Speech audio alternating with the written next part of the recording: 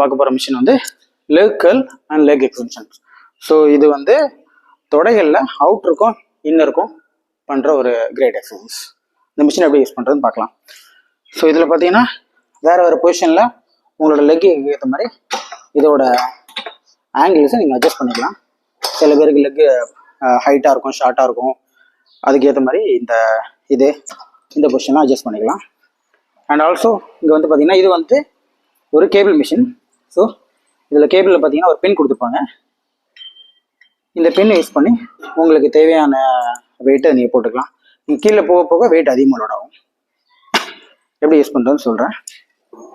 So first வந்து leg curl எப்படி பண்ணுறதுன்னு பார்க்கலாம். ஸ்ட்ரெயிட்டாக உட்காந்துக்கோங்க. முதுகு நல்லா ரெஸ்ட் ஆகணும். ஓகேவா? இப்படி உட்காந்துக்கோங்க. இதை பிடிக்கிறதுக்காக ஒரு கிரிப் அதில் கொடுத்துருக்காங்க. கொடுத்துட்டு லெக்கில் வந்துட்டு கீழே உள்ள லோடில் லாக் பண்ணுறோம். பண்ணிட்டு இப்படி லெக் கர்ல்.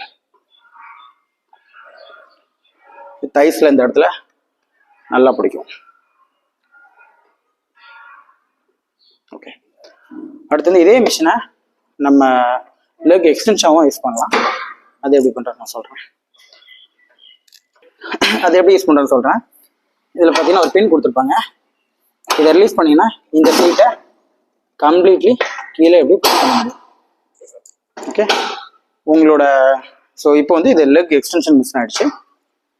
இப்போ இதை என்ன பண்ணுறீங்க அப்படின்னா அப்படியே இதில் குப்புறப்படுத்துக்கணும்.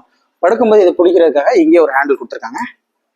ஸோ ஓகே, இதில் நினைக்கிறீங்க. சரிங்க, இந்த ஹேண்டில் பிடிச்சிக்கோங்க சப்போர்ட்டுக்கு. கரெக்டாக லெக்குக்கு மேலே பின்னாடி உள்ள அந்த வெயிட் லாக் ஆகணும். And you do this.